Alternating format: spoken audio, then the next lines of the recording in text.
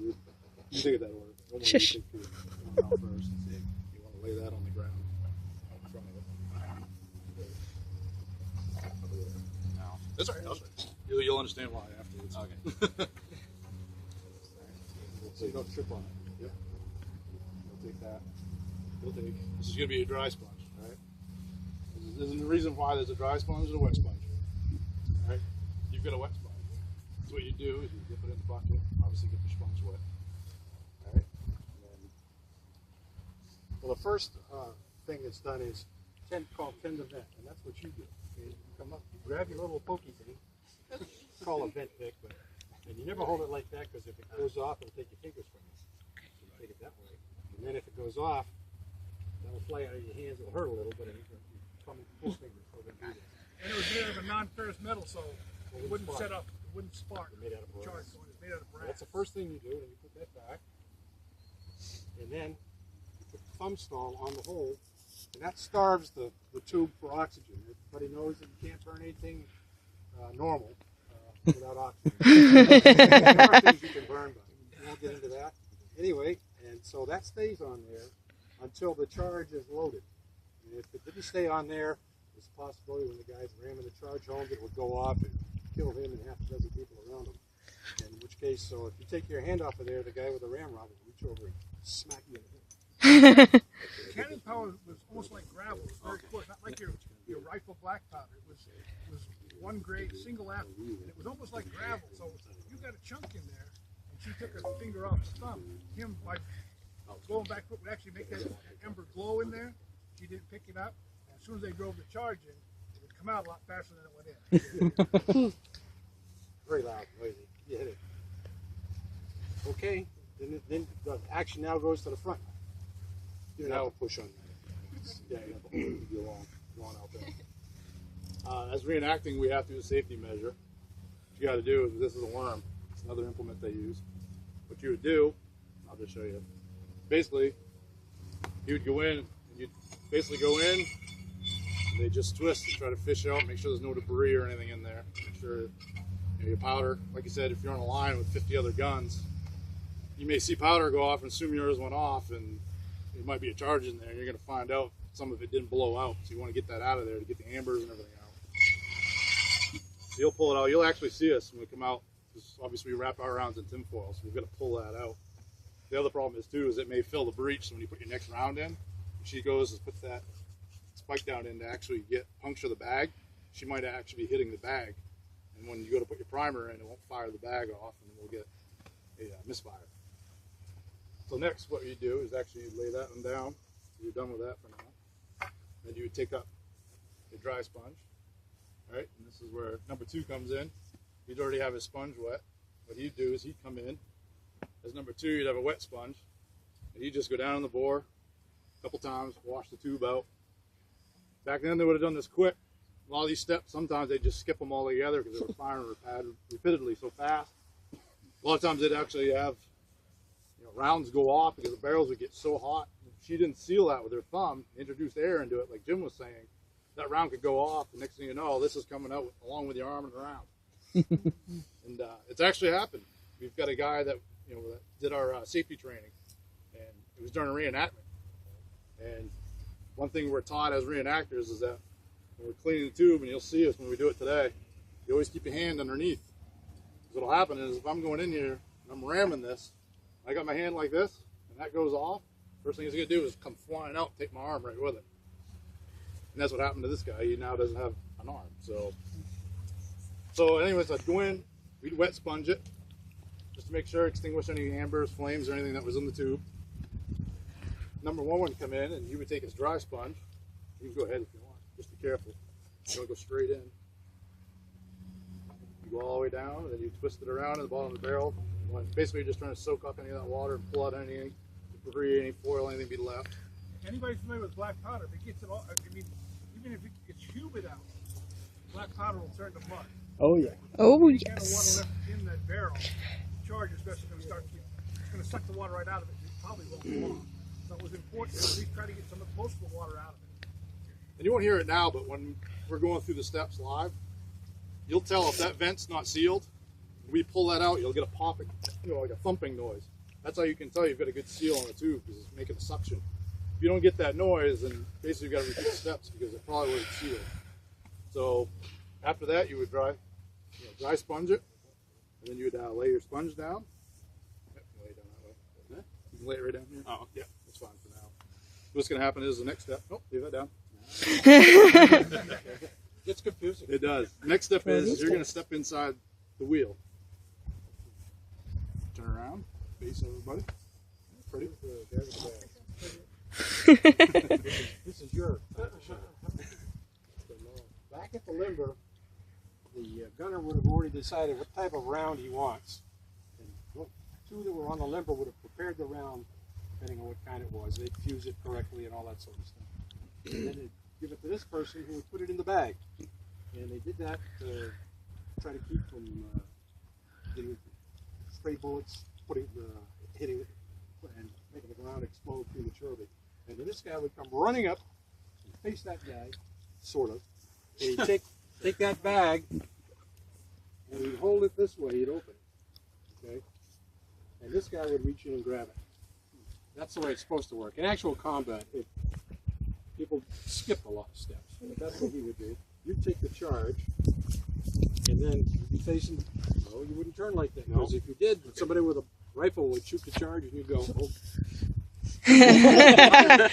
So you'd do it this way. You'd carry the charge like this, and you put it up under the barrel and push it in like this. So your body is blocking the shot. Now, if they shoot you in the back, life's tough. Okay, we can live that. But if they shoot you in the front and hit the charge, it's going to kill all 5, 6, 7, maybe damage the cannon, so it can't be used. People were expendable. These things were like $500. That was a lot of money in those days. You could buy a couple of Hershey bars and one of those dragon drinks you guys use. Dragon drinks. I think he means one of the energy drinks. After that, you'd be cleared, and then be good to order the ram. This is where the other end of the sponge. Sometimes you'll see different versions of them. Some don't have the sponge on them. Some do have just a rammer on them. Basically, what you do is just come in, and just drive it down in. Again, that charge would have been that 10-pound shell, Oh, plus a pound or a pound and a half of packaged powder in a linen bag behind it, plus a sabin, which is a lead ring or brass ring around it. And so the whole thing probably weighed 10, 12 pounds. And that would go down in. And once the round is seated, then the number 3 person would take their thumb off the vent, reach in and get the vent pick, put it over here, drop it down the hole, poke a hole in the bag. Okay? Then they'd reach in their pouch.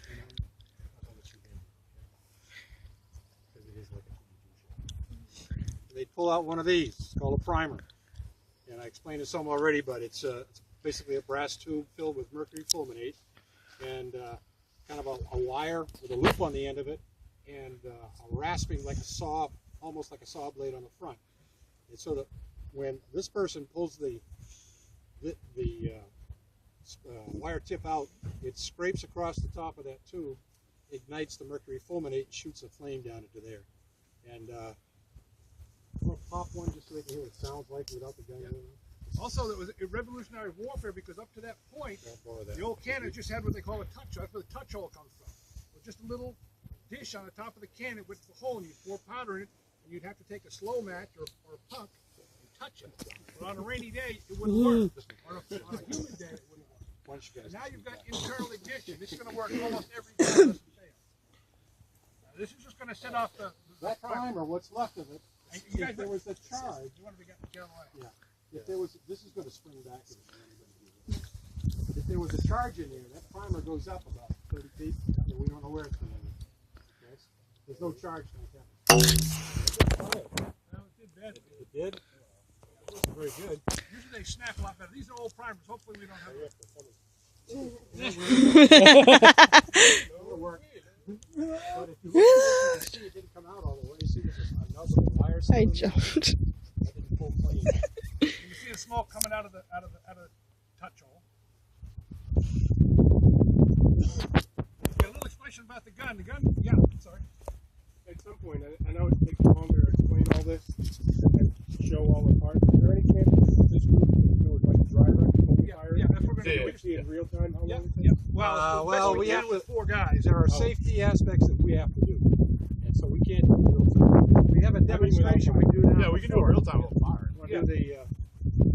We'll do a real time fire. Like you said. No, without fire, we can do it live. But we can show them how they would have done it Yeah, without yeah. firing. We have that. Now, the only thing about this is state of the art, I forgot to tell you, is that Parrott didn't invent the gun. He invented the reinforcing in the gun. Because up to that point, these were cast or wrought iron. Now, if you're familiar with wrought iron, they just take 2 steels and they pound them and they roll them together. Or cast, they just put them in a sand cast. There was no way of knowing if you had a good one. If you pulled that lanyard and this gun blew up, you had a bad one. But he understood the pressure was here, and he developed this double set of reinforcing. So when the initial explosion took place, as long as everything was clear in the front, it would have gone. There's no way of X-raying them to see if you had a bad one. And a lot of these guns you'd find would explode right here, which still made it functioning. Unfortunately, these 2 guys here had a bad day. The gun would still work, but up to that point, the whole gun would explode, and everybody would. So that's the difference between like a Parrott rifle and some of the other 3-inch ordnance rifles. There's the way they reinforce the breech. That's all. Do you have the time? That's basically how you fired it. At that point, 110. the whole process would start all over again. You start with warming of the tube, get the debris out, wet sponge it, dry sponge it, then seal, bring up a charge, put it in, ram it home, pick up the charge again, put the lanyard up, somebody would yell fire, and off you go. You got to do this while you know infantry is advancing, and they got to, they're going to start shooting you, Or some batteries counterfire. or battery is counter firing at you. And you said this might be 1 gun, but there may be 100 guns through it. Like when they did, I said the Pickett's charge, there was 120, 130 guns on the Confederate side, probably 80 guns on the Union side. Still like taking your exam the last 5 minutes. But again, they say what's interesting about the Let's not Civil think War, that. a lot of these communities provided most of the manpower. So you'd be with your whole town of unity. I mean, so if you did anything wrong, ran or a jerk, everybody at home would know what you did. And that's another problem was some of these communities just disappeared afterwards because most of the eligible male population was especially in the South were gone. I mean there was a few, but I mean most of them were gone. Okay, so what are we doing now? Okay, so are we up there? So we're going to do it, or we're going to let the kids do it? Oh yeah, Let whatever. the kids do it. Yeah, yeah, order. yeah. Okay, so if you were given the right stuff, stand where you were supposed to be. And we'll teach you how to, we'll have you do it. Yeah, let's see if Okay, and there would be commands. So he's going to give you the commands, so you should recognize basically what you got to do. Again, this wasn't rocket science. They wanted to get as many people involved as possible, so they had to keep it as uncomplicated. The first command would have been, tend the vent. Okay, that's you. You take your vent pick and you poke a hole, make sure it's clear, and then up and down a couple times, put that back away, and then you put the thumb stall on. And now the vent's sealed, so it's safe to work on the gun. Again, like with a musket, taking any one of these steps out of sequence makes the gun ineffective. It won't work. Or dangerous. Or dangerous. The next command would be worm the tube, and he would take this worm, run it down, clearing out any of the debris that's left over from the previous charge, or in the case of reenactors, some kid put a Coke can down there. Don't laugh, it happens. Well, the smoke was coming out. He's going. Yeah. Next command is wet sponge. He dips the sponge into the bucket, spins off the excess water, Pretend like you're doing it. Trust me, your hand will be covered in it. and then he puts the sponge down the tube. Go to the back.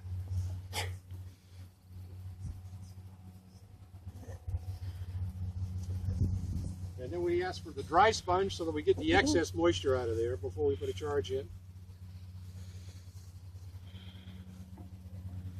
And by this time, they've decided what kind of charge is going to go into the gun. It's been passed to the number 5 guy, and he comes up here and he gives it to the number 2 guy, making sure that it can't get shot, but he can. And also, the gunner would inspect it on the way by, right? That's true. That's true. Once that's in there, step back out of the way. strip. Then the next step would be to ram the charge. And the number one guy, or number two guy, would push the charge all the way to the rear. You'll see us actually slamming it to pack the powder. We don't do it that hard, but they didn't do that. They just pushed it all the way to the end, and that was good enough. Okay, at that point, number three takes over again, pulls the pick out, some off the vent, comes out, poke a hole in the cartridge, okay, and then she would take one of those primers out of that pouch and insert it in there, and number four would hook it on. And what we do, and this is a safety thing, what we do, once that's hooked on, the number three holds on to this like this, and you back up and take the slack out until you've got the slack out just enough, don't pull too hard, but just to get the slack out. Then you nod your head and say, I'm ready, okay? And then we'll let go of this, but we don't do that. It's just a safety thing that we do. They didn't do that. Okay? Once that was hooked in, that person start running and going to go off, they're going to be out of the way anyway. They wanted to fire as fast as they could. There's one thing to fire against another battery. It's so far away, you have to be careful about your aiming and all that stuff. But if you were firing an infantry that was 300 or 400 yards away, you wanted to fire a round every 20 seconds if you could do it. And they did. They really did. Okay, so does anybody have any questions on how we're going to shoot the gun? And also, everybody, before the gun was commander would be getting ready, everybody, especially the guys in the front, would lean back, hold their ear, because it's going to get loud, and watch the front of the gun. These two would watch the back of the gun. Because when there's 100 guns here, you don't know if your gun went off or not. So, you know, somebody said, that gun go off? Or the guy said, well, yeah, I saw it go off in the front, or I saw it go off in the back. Okay?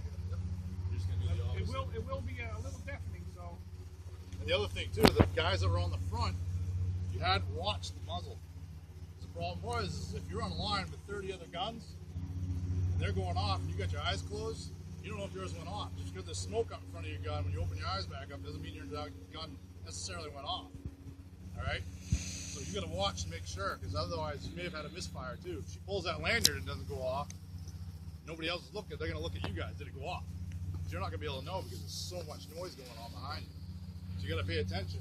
That's where you come in too. You got to watch. You got to watch that primer go off. If there's other guns going off, she pulls it, she's not going to see it. The first thing she's going to do is turn around. It's supposed to be on the way. So what you got to do is watch that primer and make sure that primer goes on. Because another issue you may have had too is that lanyard she may have pulled it, it may have just fell off. Or the primer may have misfired. They got to know what happened. If it's in there, if it is, everybody's going to back off. They're going to go in and safely pull that primer out of it. Okay, so we're going to fire one now? Okay. Well, they want. You want to run through? No, it's okay. No. Okay. Hey, you're going to do three? Yeah, who's gonna run your powder? Can I have the? Good job, Mom. I guess we're all Gotta be back on the bus, actually. We may want to pull that way. Maybe put half them on that side, half that.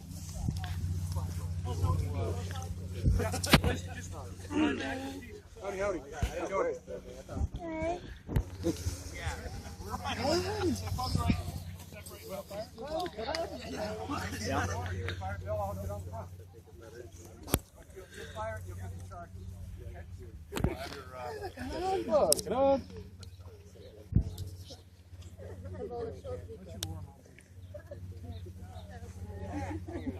Mike, let's bring the charge up.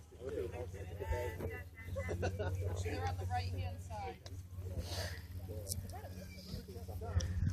Are we gonna go by the commands? If you like.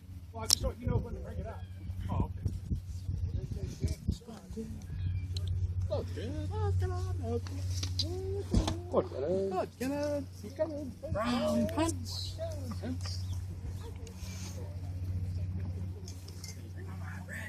Well, you watch and make sure there's nothing on That sack, go up to dirt.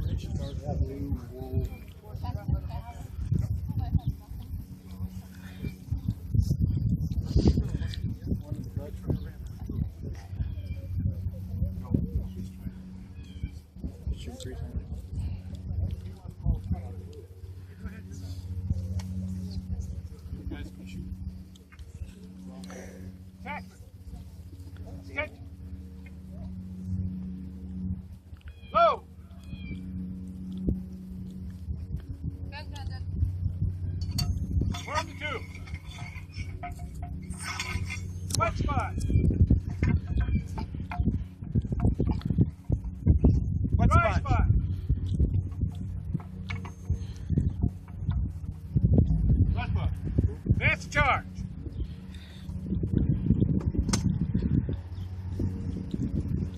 Come on, you can grade it on it.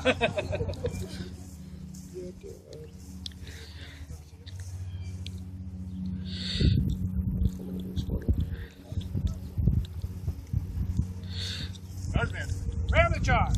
And charge.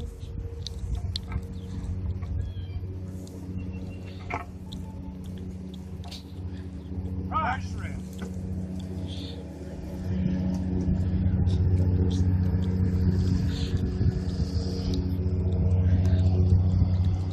When I say ready, anybody kind of faint of hearing, cover your ears.